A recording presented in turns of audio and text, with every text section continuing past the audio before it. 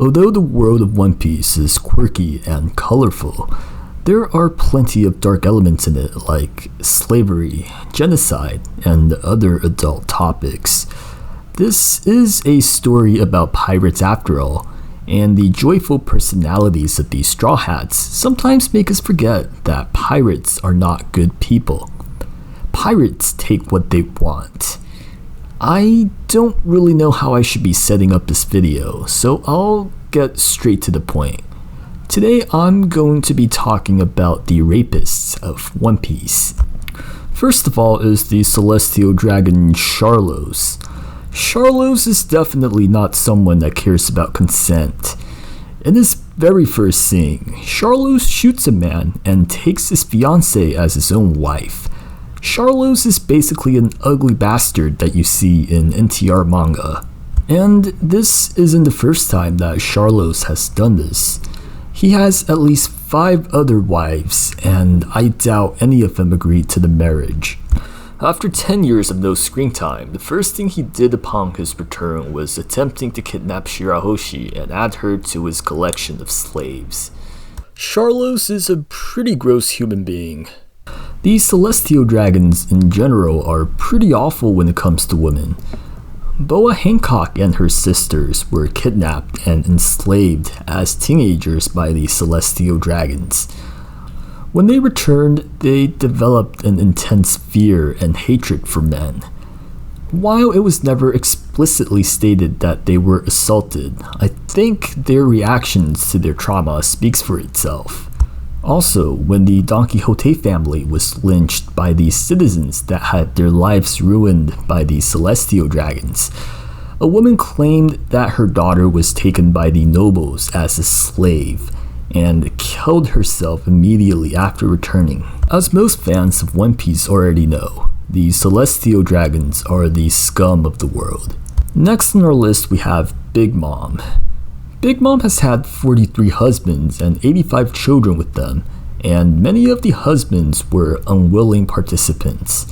In Volume 90's SBS, when asked about Big Mom's ex-husbands, Oda had answered that they were kidnapped and were thrown away as soon as the child was born. Absalom is a repulsive character who uses his invisibility powers to violate women. He tried to force himself on Robin, and then pathetically went after Nami in the showers because according to him, Nami is weaker and he likes that. He later kidnapped Nami to make her his wife. Absalom is usually one of the most hated characters in One Piece because being a pervert is pretty much his only personality trait. After taking over Dressrosa, Doflamingo had Viola join his crew by using her father, King Riku, as a hostage. Despite what happened, Viola calls Doflamingo Dofi, and Oda implied that the two of them had a more passionate and adult relationship. The way Oda phrased it almost made it sound like it was a consensual relationship, but I find it pretty hard to imagine Viola willingly make love to the man that destroyed her country, killed her sister, and overthrew her father.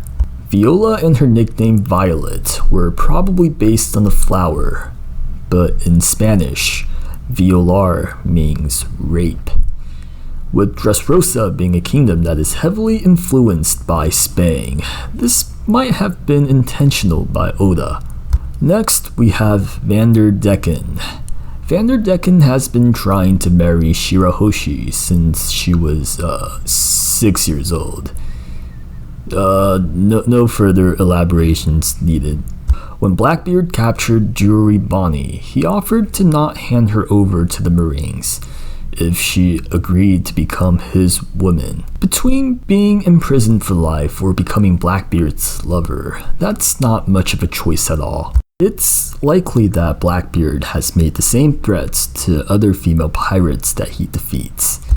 Dr. Hogback had dug up Sindri's corpse and turned her into his personal servant, programmed to obey his every command.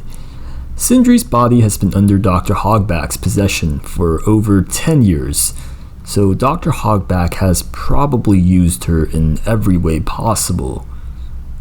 Absolutely disgusting. Finally, we have Queen, who attacked the courtesan Osome for not spending time with him.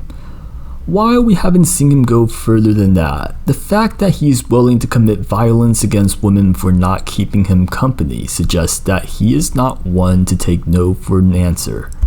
On a side note, I find it absolutely hilarious that Queen decided to go beat up some random woman during what was probably the most important fight of his life.